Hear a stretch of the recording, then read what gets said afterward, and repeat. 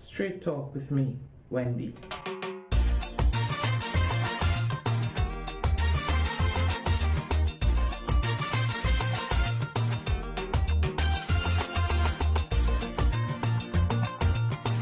It's time for a Straight Talk. So we are here, we are backstage with King David Michael Rudder. His concert is underway. We are just sneaking in an interview here. What can we expect, and welcome again to your hometown, my hometown, San Fernando. Good music. Good music. No surprises, nothing up your sleeve? You never know with me, you know? You never know. If I tell you, it won't be a surprise. That's very true, but you have permission to mash on the place. Definitely. What can we expect outside of City Week for you? Because we're in South. Right. What's next for you on your agenda? Exodus next weekend. Okay. And then between that, my son is graduating at university, so I'm going up Very with that. nice. So, you know, very busy.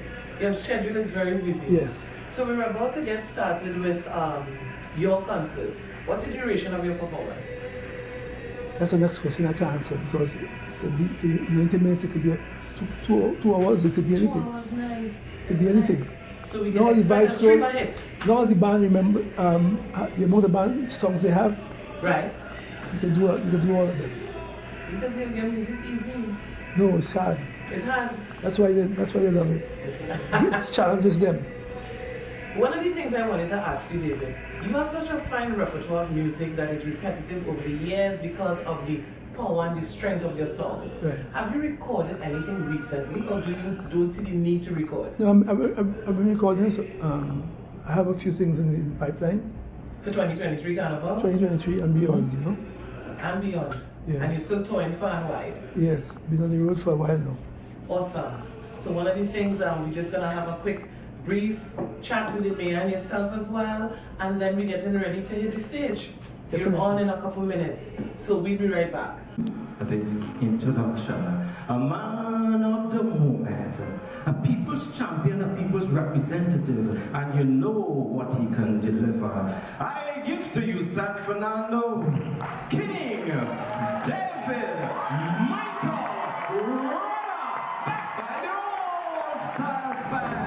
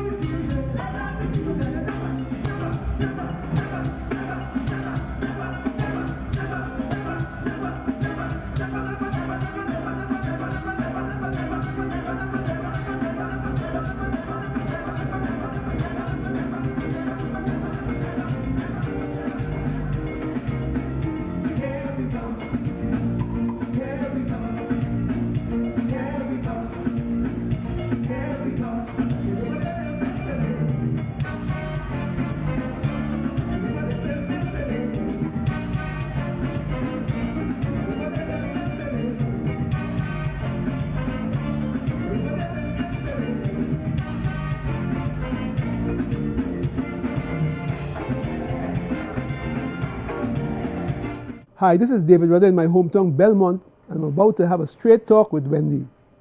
So David, I have found myself in Belmont. This is your hometown, Yeah. and we're about to have a straight talk because I want to get to know David before the King David.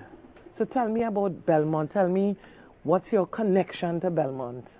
Well, Belmont is my heart and soul. As a matter of fact, Belmont is the heart and soul of Trinidad and Tobago. Almost everybody passed through Belmont at some point. Subject to debate, but okay. You know, if you ain't passed through Belmont, something wrong with you. Well, I reach. It was formerly known as Freetown. Okay. Most of the freed black immigrants came here, settled in Belmont. Wow. So it was originally called Freetown. Black history. You know? And a lot of the lanes here and the streets here named after the original people who lived there. Ah, you know, they had grand houses, just like some people call East Moorings. Yes. East Moorings or West Moorings. It's the same way it had east of the Savannah, and then the grand houses on the west of the Savannah. Okay. So it was that kind of place. I always tell people that Belmont is a university campus, you know. Wow. And you have different teachers, and like the yard we're in right now is the home of Ken Morris. Wow. The great copper artist who was my teacher. Okay. Because I learned copper work here with him, you know. Wow. Sometimes I go across Trinidad and see things that I worked on, you know. You're kidding me. Yeah. Like the K-Pop, if you go K-Pop, there's a copper mural in the reception lawn. Yes. A lot of that is work I worked on when I worked here at Ken Morris. Okay. So that's what you did before you got into singing? Well, I was always singing, so. Okay. Because I started professionally at the age of 9, you know. 9? Yeah. Professionally? Yeah, we started with a group called the Inlocks at 9. And it's a group from Belmont? Yes. All the boys in the area. I was the lead singer. Then we changed the name to Solutions. Okay. Because at that time there was Black Power in the United States and Trinidad and all across east to west.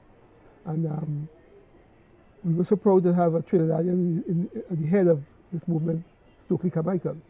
Right. So he had a slogan where he said, the only solution is armed revolution. So we liked that, and so we moved from the Inlocks. Right. And we changed the name of the group to the Solutions. So I've been always... what type of music you started with? Calypso? Mostly pop music. And pop? You know, yeah. I'm trying to figure, I've seen you singing pop. Yeah, we grew up singing pop and like competitions like Pop Gear, and we had a lot of pop bands around Trinidad and Tobago. Wow. You know, before that was a lot of big bands. Right. Ron Berridge and, you know, Cedar Foreman and lots of big, you know, big brass bands. Just like in America, they had Duke Ellington and Count Basie and so on. Trinidad had big bands like Joey Lewis was the last. Right. Still I heard about going. Yeah. You know, but that was that era, and then the new generation wanted to do a lot of the funk and soul, and so that's what we were into. And as a matter of fact, that I think influenced soca at the end of the day. I was about to ask about the transition. We're doing soul music, and you know, if you listen to Endless Vibration by Shorty, which is the watershed moment, the language of the song is a Black America. Can you dig it, brother? Get it all together, right on. Yeah. Music so bad, first your hip, rock your boat, rock your ship. Yeah. It's so out of sight, make you feel like dynamite, right on, you know. All the language of North America, Black North America. So that whole marriage of vibrations, you know. I like that too, marriage of vibrations. Manifest here in Belmont, because this is not an ordinary place. Agreed. It's and how you transition from the pop culture to calypso? When you sang your first calypso? Well, the thing is that calypso always embraces whatever was popular at the time. During the Latin era, you find Melody and Sparrow would sing about Maria, and you know. Right. So there's always that kind of calypso is like a amoeba. It kind of surrounds a new morsel and then divide. Wow. You know, it always comes back to full circle. A full circle. So that's how our music changes. If you listen to the young people now, a lot of the music is just a lot of rhythms and synth rhythms and so on. You know, there's an era when those who grew up with Pac-Man and Super Mario and things, you will find that a lot of these songs they use in music then Right. with those same things, you know. So it's always, calypso music is always influenced by something else, but comes out as a Diffusion. new version of calypso. Wow. You know? So tell me about your first calypso. I want to hear more about Belmont, but your first calypso was... What was my first calypso? It's a song called Douglas Woman. Yes, right, familiar. That was your first. That was my first recorded. I had written songs before about the Mother Earth and songs about that.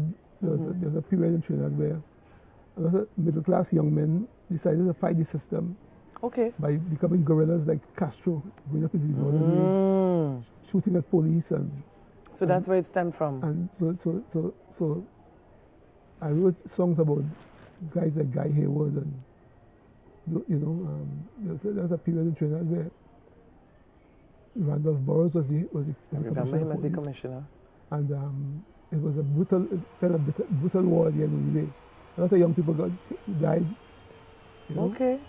Beverly Jones and so on. So I wrote songs about that. That's my first venture into writing. What was it like? Was it challenging in terms of the lyrics? Was it censored in any way? Or were you free? No, I was free to do anything. Free to do it? Yeah. Songs never were released because I left my tape in the studio and unfortunately someone rubbed off my work, my early work. Okay. You know, so but those were the early songs. Right. And who was your biggest influencer? Who influenced you to get involved in music? No, I have no influence. Music called me. Music called you. Yeah. Okay. I like that. Yeah. And you grew up with your grandmother?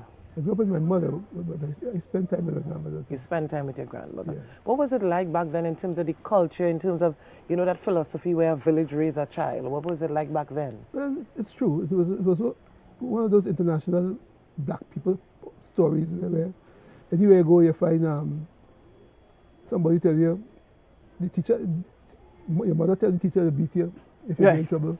Yeah. Or some auntie catch you in somewhere and they cut your tail. And when you reach home again, next cut. Yeah. So that story has been all across the African diaspora, in the New World especially. You know, it was sometimes it was a bit brutal, but it was part of that whole village raising a child situation. You know. Do you think we need it back? Things happen in its own time, and then we move on. You know? Very seasonal. Yeah. So tell me about transitioning. I want to get into, I know everybody would have known about Charlie's Roots. How did you get there? How did you get to Charlie's Roots? I used to freelance and sing background vocals in the studio. Okay. So we used to do a lot of the albums of that time. Carl Jacobs, his wife Carol. Right. Patsy Holder and myself. Mm-hmm. You know, Kitchener's Music, Stalin, everybody, you know, Melody. Okay. So we sometimes we go in the studio and live there, you know. I can imagine. But Carl and Carol also used to sing at a point in time with Charlie's Roots. Okay. Mm-hmm. And I used to be with them, and then they had a problem with Tambu losing his voice. Yeah, he fell ill. And they asked me to come and hold on for a while. So outer evil come at good. Well, I won't say evil, because I think it's just the flow of life, you know. And after he came back, I stayed with the band. Because I was composing and Pelham was arranging. You and Pelham have a long history. Right, so it was kind of easy. That transition was easy. The first song we did was a song called Jungle Fever. Because we were playing for Peter Minchel's band. Right, I remember those days, yeah. He had a band called Jungle Fever, and we just wrote a little song, and that caught on. So every year people expected us to play a new song for whatever Minchel was playing. So we kind of like became the Chantwell, which was a historical, in the early days when, the early days of Carnival. Right. They used to have a lead singer in the road, and the bands people used to walk, you know, people wasn't on trucks and stuff like that. They'd be chipping, playing their sax and what have you, and somebody chanting and so on. Okay. And then the Chantwell era passed, but then we kind of reintroduced it in a different way. Tell me about that way. With Minshall. Yeah. So we were like the Minshall band and Charlie's Roots. We were the Chantwells for the band. We sang for the people. Okay. Right? The only difference this time was amplified. Right. You know? Out of all the songs you've written and performed, which would you say is the song that is very close to your heart and why? I don't have a favorite. You do have a favorite? You know, it's like yeah. People ask you, what's your favorite? All the children. Who's your favorite child? Who's your favorite child? You know? So it's difficult to answer that. So it's a love right across the board. Yeah. We move in from Charlie's Roots because you worked with Odie and Cyrus Skunky. Skunky came into the band. Somebody had. We always have extra singers. Right. Skunky came in one year. Yeah, because I met him in London and I heard about you guys and your history and stuff. You would have created history when you did the triple win. What were your views about competition back then? Was it a natural, rollover into competition, or is something that you wanted to do? It was. I realized that if I wanted to put my name out there, I had to get into competition. Right. So that's why I entered the competition. And Bahia Girl. Yeah. What made you write Bahia Girl? That was written for Crazy. What? He had a song called Muchacha. Mm-hmm. And he met this girl from Venezuela. Right. So I was thinking about the things that Crazy would like, and I said he met this girl, this one from Brazil, a Brazilian girl. And Crazy never took the song. So I did it over, and that was the rest is history. The rest is history, is right. Yeah. In terms of the music now compared to the music back then, because you've made a name for yourself not just in Trinidad but globally. What was your mindset? What made you think on an international scale? What led you there? I wasn't thinking on an international scale. I just loved making music. Right. Everything else came into fruition because of my love for music. But I wasn't like, this is going to make the international charts and that kind of thing. And it just happened? It just happened, yeah. Talk to me about writing, because a lot of people are saying it's very difficult to write a song. How easy was it for you? You started writing at the age of 9 as well? Yeah. It was easy for me. It was what I came to do. What you was called to do. So nothing is difficult once you're writing a song. People say, well, does the melody come first? I say, if it comes first, it comes first. If it comes second, it comes second. The lyric might come first, But it's very natural to me, so it's not difficult. So you are indeed a prolific writer.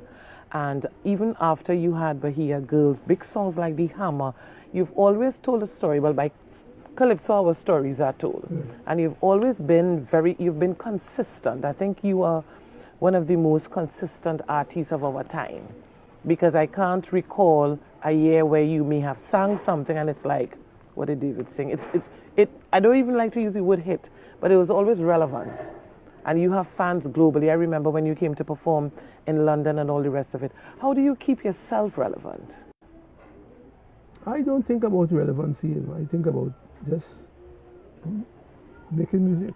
And it just flows. It just flows. So when you're gifted and you're called to do something, the rest is just as easy as possible. What advice would you give to young people now who have you on a pedestal, and rightfully so, and want to become what you've become? What would you say? What advice would you give to them? Well, I always tell them, when I exploded on the world scene in music, it's my 21st year in the business. Wow. So it took me 21 years to be an overnight success. And I also tell them that if they fall the first time, they're young and strong, so they can get up and dust off. Yeah. When they get older, they try to do the same thing. You might be able to get up. True. So don't be afraid to fall. Learn something from it. Yeah. And it will protect you at the end of the day. I like that. It will protect you at the end of the day. So, David, we're going to take a break. We're going to be right back. Straight Talk with me, Wendy. Chosen for such a time like this. Ordained minister, corporate leader, motivational speaker, radio and television host. Charismatic, engaging, edifying, and empowering. For all your hosting, moderating, and presenting needs, Wendy H. Lewis. For bookings, book Wendy now at gmail.com. Visit her website, www.wendyhlewis.com.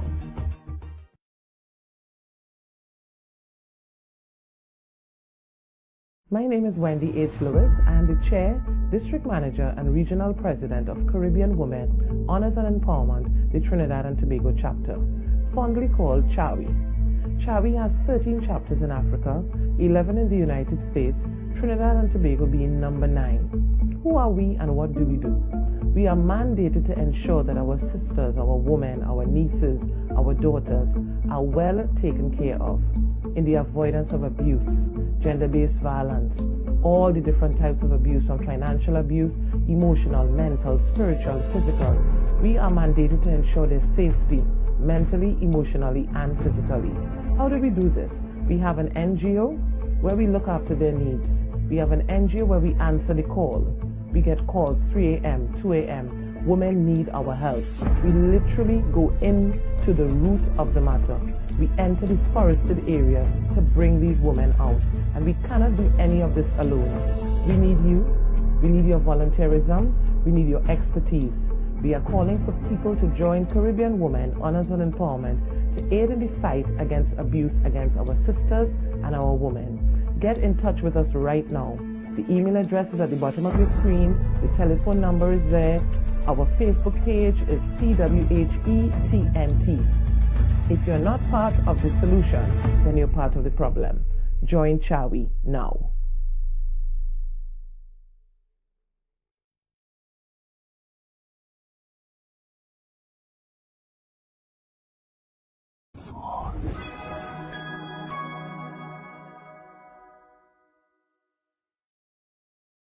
So David, just before the break, we were going through, the beginning of your career, how you got into music and stuff.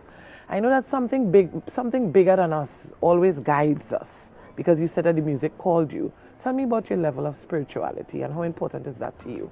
Well, it's just a connection with song. I always believe life is a rhythm.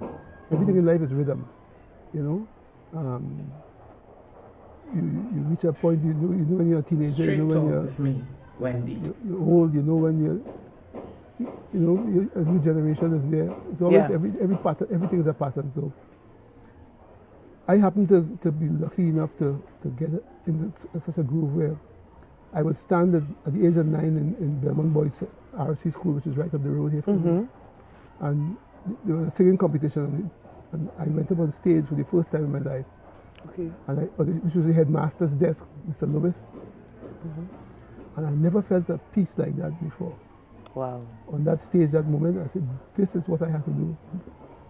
So that was always fixed in my spirit, Wow. And the way things happen, the way Crazy didn't take the songs and things like that, it's just timing, rhythm was always right, So that's why that's my connection. And it definitely has worked for you throughout the years, because you have to believe in something. You can't just, live life vicariously. And one of the things I always admired about you, you have a unique style. You never perform like anybody, it's just you. When you see you on stage, this is David Michael Rudder. You connect with the audience. I really want the people when we pass the baton, yourself, the Stallions, anybody who would have, when that time comes, we have to keep it alive. So in terms of the stage, you went on stage for the very first time and you felt at peace and you felt at home. What kept you there, and how would you advise these young people or even the artists now to manage the stage appropriately and to connect with their audience? That's a difficult one for me to answer, because the stage to me might be different to what they view the stage as, Right. It's like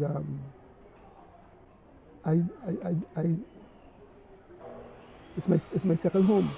Yeah. I don't know what it is to them. So it's difficult to really give advice in that way. Well, share your experience. How do you see the stage, and what is there anything in particular that makes you comfortable on the stage, or anything that you shy away from that you don't do? No, like I say, it's like going home. You can do outside of the house, you know, and what you do inside is a different thing. You know, you can relax with you and say things and be who you are. Be yourself. Yourself. That's what the stage is. So while you're actually giving of yourself, you're protecting yourself at the same time. Because that is home too. Right. You know? That's home number 2. So that's the science of the matter. What's next for you? You're still writing. I know you don't live in Trinidad anymore. Or you live in Trinidad, or you're both ways? Both ways. You're both ways. So you're here and you're in Canada. Yeah. What's next on your agenda in terms of, do you think music is seasonal, or you just make music all the time? I just make music all the time. And you don't do carnival releases, you just have your music there? I do sometimes, but you know, it's a whole different vibe now, you know. Okay. So sometimes I use the stage again to let people know these are my new songs. Right. You know, things like that. What made you, this is something that I've noticed from the outside looking in at your career over the years. You've stopped competing. Why did you stop competing? What are your views on competition? Competition is good to fuel excellence in people, you know. I like I said earlier on, I wanted to get exposed, so I entered the competition. Right.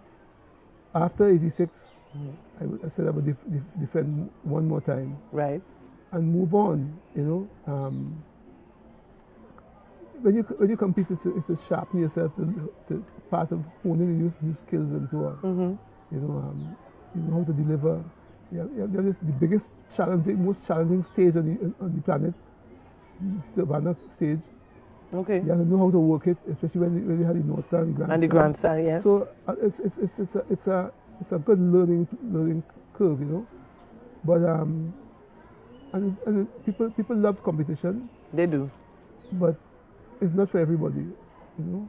Agreed. And why do you say that though? But it's not like me. I use the competition to sort of to enhance your skills. Yeah, and put me on the world stage at the end of the day, you know. So let somebody. I always say, if I go in the competition, I'm going to win. Right. So somebody who was going to get something from the competition will not be there because you're going to win. I'm going to be in their spot, you know. So you know, you, as an older artist, you do your work, and then you hope the ones that are coming now could just express themselves in their own way, but with a high standard that they've learned from being on stage. Yes. If I go on stage, and that means they didn't get the chance to come home because I'm in this space. You know? That's such a very mature way to think about it, because a lot of the entertainers now are in competition for the money. Yeah. And I like when you broke it down in terms of why you decided to compete, because you wanted to enhance your skills as an artist. And one of the things you said earlier on is that you always had a vision. You just knew what you wanted to do, you knew what you wanted to deliver, and you stayed focused. And this is something that I really want them to grasp, because it's not about the money, it's not about showmanship. This is the culture means something to you. You're very passionate about the culture, and you would have done things to make sure that that was protected. Would you ever compete again? I don't see why. Okay. Because it has its advantages and it has its disadvantages, and you're constantly growing. How many albums? Your discography is just mega. How many songs you've done? Roughly? A couple hundred, I guess. Couple hundred. And during the pandemic, how was it? It would have been a challenge for a lot of people. What did you do in terms of music during the pandemic? Did you allow your existing music to carry you, or were you working as well? Funny enough you say that, because I've done some songs during the pandemic. I wanted to actually release them to this carnival, because it's kind of post-pandemic kind of song. Okay. But unfortunately, the rhythm again wasn't right, because The producer who was working with me had an emergency, had to leave the country for a while. Okay. So it wasn't ready. It wasn't ready. The time. The time for it. You know? Okay, so we could expect that coming. Expect that coming soon. Is it an album or a few songs? Few songs. Okay. No sneak preview. No, nothing. No sneak topic. No, nothing. Nothing yet. No. Nothing yet. And you sit up with a very serious face, so we have to wait. Yeah. We have to wait. What do you think about mentorship? Have youths ever come to you to say, you know what, I want to learn from you? Would you mentor me, give me some guidelines? And also, do you write for other people? I used to write for other people. I wrote some songs for Ella and What song you wrote for Ella? Woman of the Sun, Spirit of Music. Okay. I wrote for Melanie Hudson. I suggest things to other young people. Okay. Say this instead of that. You know? Right. That kind of thing, you know. But most of mentorship happened during the 80s and 80s. After I won the crown and so on. Yes. I would visit about 100 and something schools every year, all across the country. Sometimes 9 schools in one day. You know, it was so a lot of people now. The reason why a lot of young people now still follow me because they remember Mr. Rudder from school. Yeah, they call me Uncle David. Uncle David. All the teachers would say, hands up, out, sit down, children. Uncle David is going to speak to you for a moment, you know. Right. So they all call me Uncle David. That's beautiful. But I think that's the reason why, because they remembered I came to the school and you know those memories. So I left some kind of imprint. You left an impact. And a lot of them ended up in music because many times I meet a young artist and they say, Uncle David, you can't remember me. I take a picture with you when I was that age in this school. Yeah. And what sort of stuff did you impart into them, though? Just the same thing. Tell them about life and what I had to go through. I told them talk about my polio and how that didn't stop deter me, and, you know. And then I would perform some songs for them, and you know, basically that's the message. Yeah. Then after next school. Do you still do that? Not as much as before. It's difficult now. Okay. So in terms of, did you have to partner with the ministry, or did you just contact the schools and? The schools called. Okay. Then, you know, so they saw the need to introduce this into the schools. Right. Okay. I think that is something that should continue because they need to be educated, and I mean, knowledge is power at the end of the day. If someone who's looking at this interview right now, a school perhaps, who would like you to come into their school, how do they go about reaching out to you? The thing is, I'm here at Carnival time. Right. But that's a busy time. Busy time, right? And the other thing is, I'm mostly the rest of the year I'm on the road. Okay. So I'm not in Trinidad, you know. All the time. So I guess somewhere in North America, somewhere in Europe, somewhere in the Caribbean. I'm glad you mentioned North America and Europe. How receptive are they? Very. You know, and I just did a show in London recently, and yes. I met this group of Swedish people, and they said they came over to the show.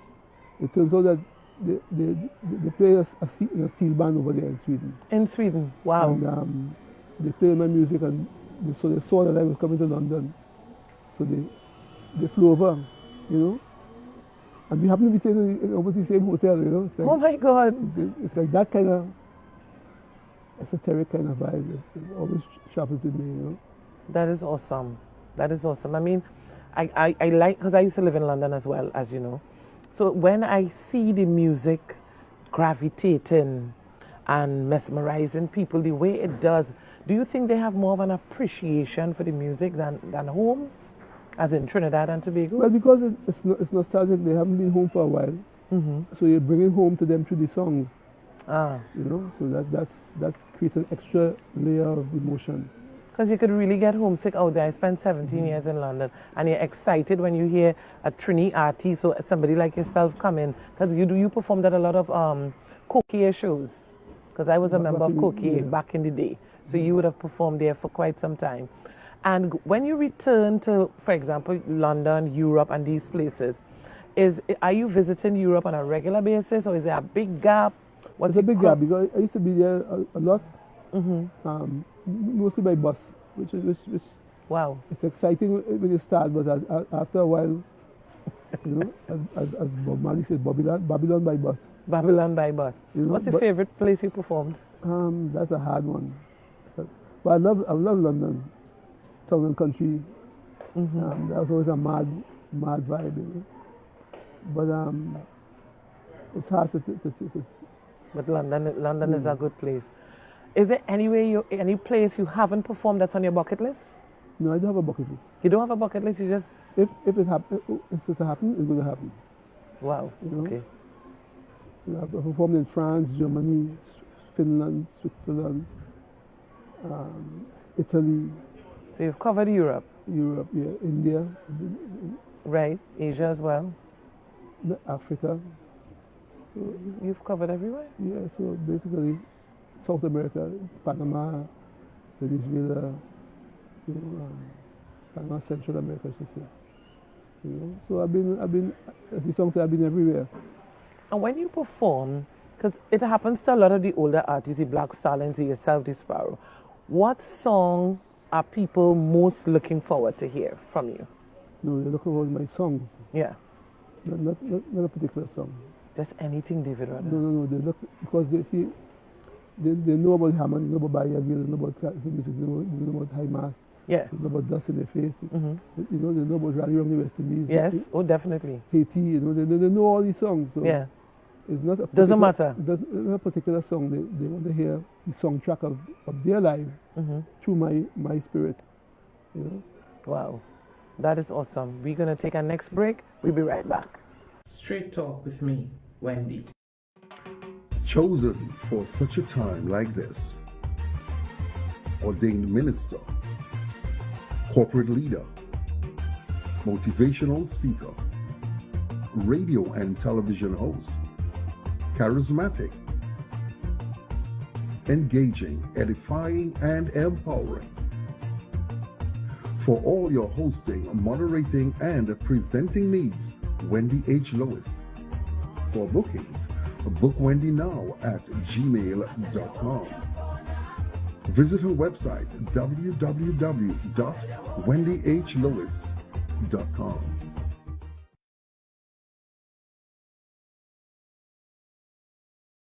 My name is Wendy H. Lewis. I am the Chair, District Manager, and Regional President of Caribbean Women, Honors and Empowerment, the Trinidad and Tobago chapter, fondly called CHAWI.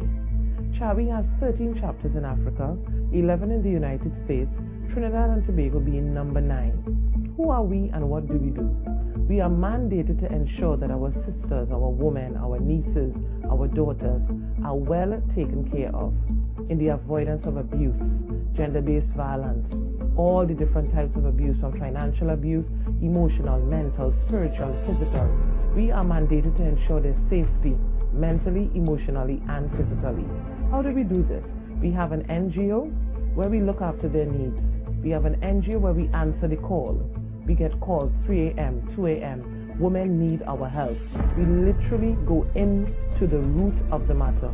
We enter the forested areas to bring these women out. And we cannot do any of this alone. We need you. We need your volunteerism. We need your expertise. We are calling for people to join Caribbean Women, Honors and Empowerment to aid in the fight against abuse against our sisters and our women. Get in touch with us right now. The email address is at the bottom of your screen. The telephone number is there. Our Facebook page is CWHETNT. If you're not part of the solution, then you're part of the problem. Join CHAWI now.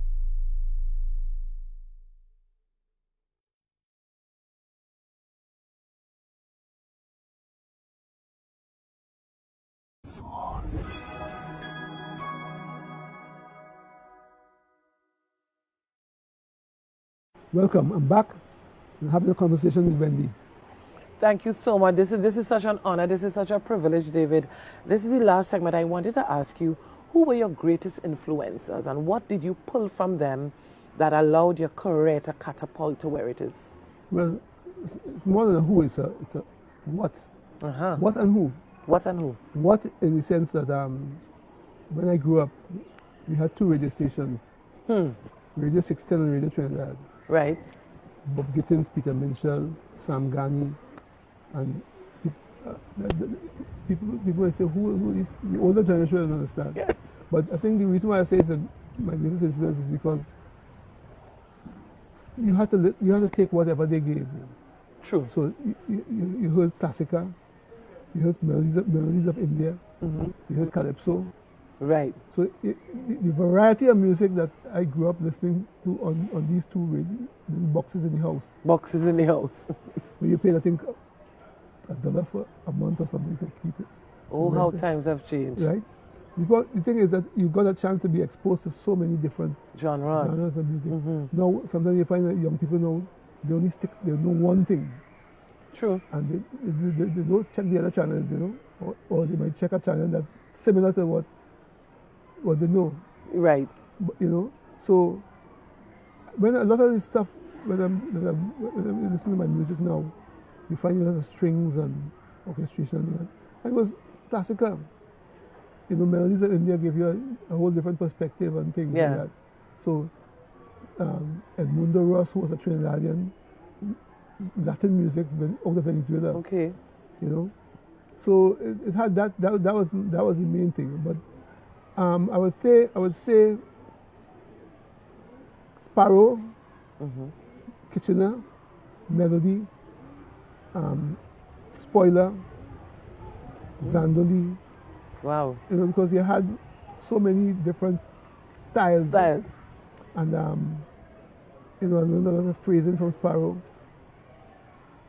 lyrical magic from Kitchener. Okay. And we worked with them in the studio also later on. And we garnered a lot of knowledge, like Carl and myself. Right. From working with Sparrow and Kitchener, because when they come to the studio, what you could get away with as people say, with another artist, Sparrow and Kitchener. No. And we developed a high standard of our craft as the background vocals. I remember like melody was more free form, so he would like things we put in and say, well, how about this and so on. I had the privilege of actually singing chorus on the Melodies album. Okay. Man. Nice. And also designing the jacket, the record jacket too. You designed the jacket? Yeah. Wow. So that's the kind of relationship we had with the bards. Everybody, all the lesser calypsonians, because we were piling into the studio. Sometimes we would be there for 3-4 days. Food coming in, yeah. And you're doing 2 albums this evening. Because Adi Koto was the main man at the time, the main arranger. And we said, next! Wow. Next artist, put on the music, we put the chorus on. Next artist. So sometimes you're there. When you reach out in the morning, you say, but what time is it now? It's 11 o'clock. But that was like 3 days ago. 3 days before.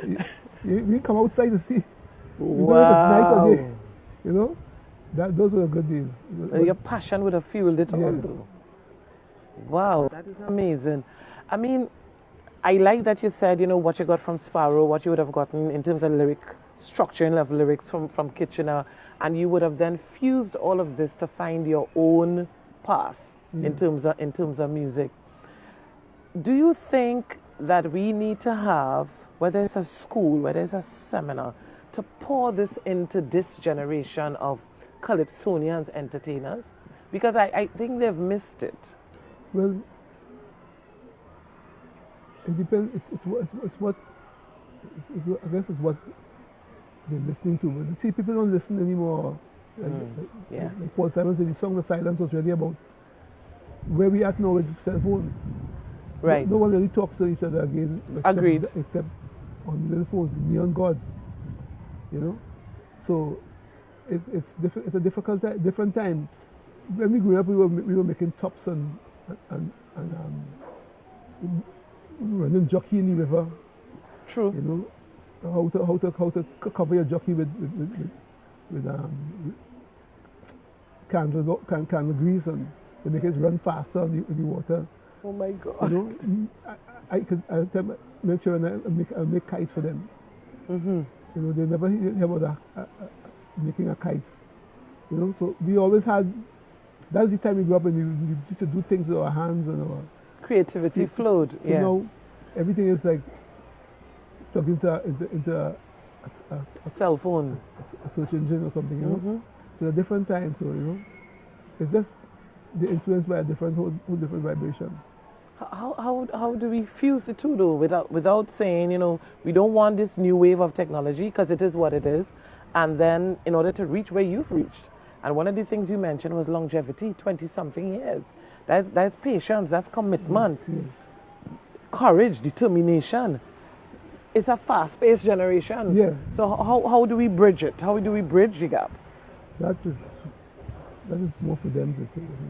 If they want it bad enough. You know, a lot of young people, I don't know if they listen to the news or you know, unless it's something about a pop star or something, or somebody who just take a facelift, or you know. You're right. It's a whole different different world now. You know, so it's tough to. It is what it is. It is what it is, because your era would have been extremely creative because you didn't have a choice, really. But this generation, some of them, not all of them, you know, some of them are still very creative. But this new wave of riding a rhythm where somebody creates a rhythm and everybody's just singing on the same rhythm, for me, it takes away the creativity of the art form. Well, it could be very creative if you could listen to 10 people singing different things in a song. Yeah. And they have 10 different ideas. Which is the basis of, when you go to a calypso tent, you're actually hearing 20 opinions. Exactly. You know, that's what you're really listening to. You know? So there's nothing wrong with that, in the sense that if you can make some magical song out of that rhythm, all power to you, you know. But sometimes we go for the most, how should I say, the simplest equation, you know. Then everybody's songs are like. Yeah. You used to be in Spectacular. Yeah. A lot. I mean, people would come to Spectacular to see you. What are your views on Tent Life?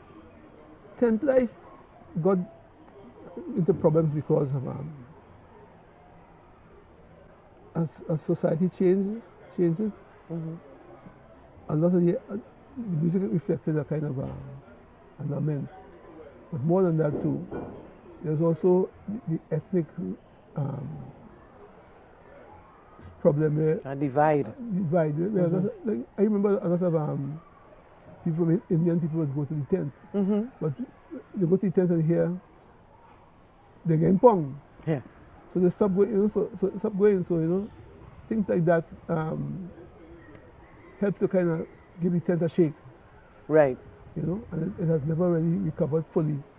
That's true. From that shake. Hasn't recovered. Because we have so many tents now. I mean, I went to a tent last night, but there was so many tents now, and the tents are empty and people aren't coming out. Do you think this is something that should be on the table, that tent managers should be discussing? How do we bring the people back to the tent? If these set of people are, you know, offended by some of the things that we say and do, how do we get them back? Let's do the love for people thing so that all the people are under one roof. Or do you think, you know, in some cases, mission accomplished, that's exactly what they wanted to achieve? Or what are your thoughts on tent coming back again? I know coming back, you know, when you're going in a direction, coming back is like something you've left behind. So it's what you want to do going forward. Right. You know, in the tradition, because tradition really comes from the root trade.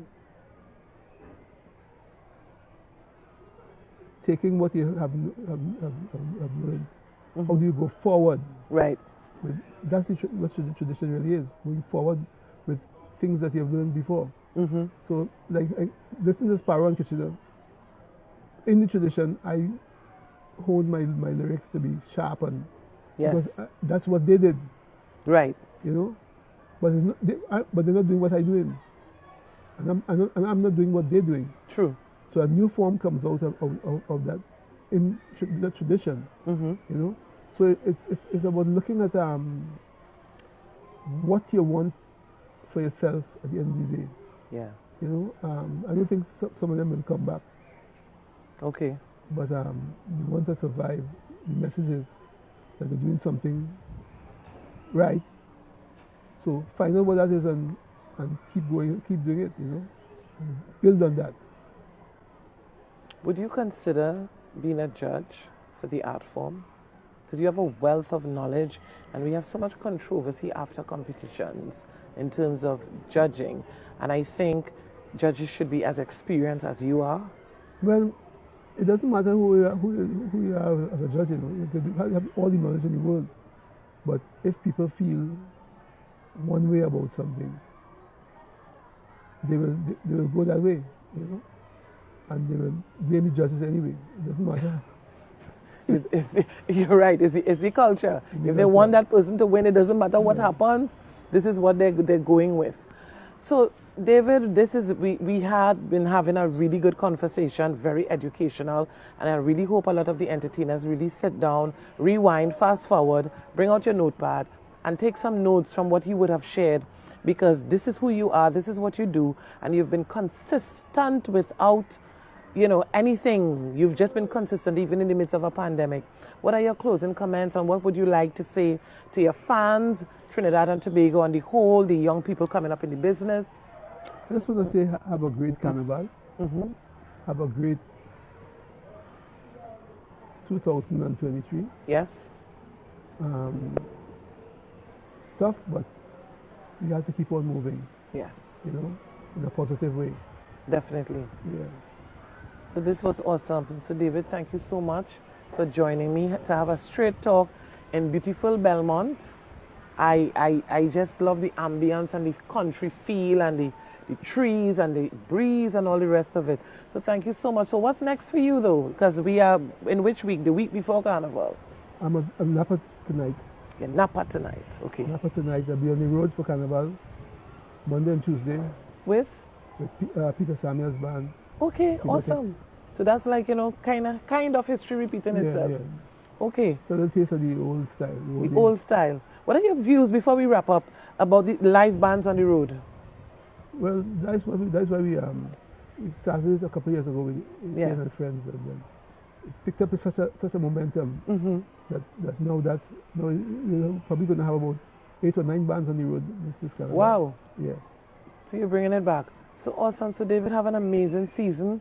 Thank you so much for your time, because I know you have a very busy schedule, because initially we started with your concert and now we've wrapped into this aspect of it. So all the best for 2023. I'm looking forward to the new music, and thanks again for joining us. Thank you. You're welcome. So as we're wrapping up Straight Talk with Wendy with King David Michael Rudder, I'm a huge fan. So I really want to thank the Ministry of Tourism, Culture and the Arts. Thank you so much, Honorable Randall Mitchell, for lending your assistance to continue boosting the culture of Trinidad and Tobago. See you next time on Straight Talk with me, Wendy. I wonder why, mystery, I wonder why, that Jubilee morning comes, like the sweetest rose, and it intoxicates me, spirits have to dance.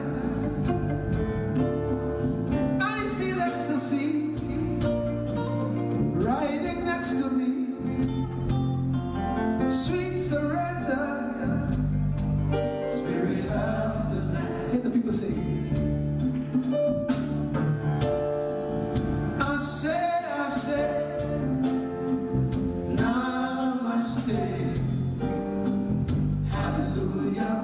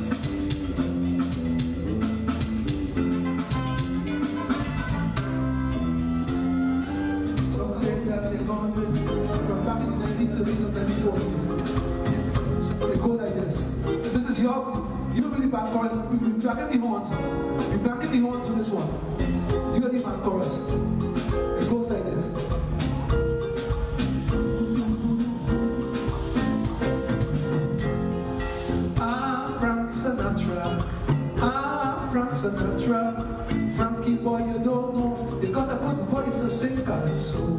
But Frank Sinatra, Frank Sinatra, Frankie boy, you don't know, you got a good voice to sing calypso. What you tell them to know?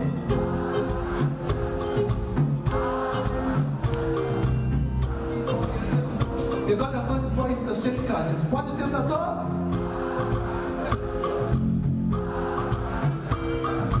Frankie boy, you don't know, you got a good voices. Bring it up now, everybody. Frank Sinatra, Frank Sinatra, Frankie boy, you didn't know, you got a good voice to sing. One more time. Frank Sinatra, Frank Sinatra, Frankie boy, you don't know, you got a good voice to sing.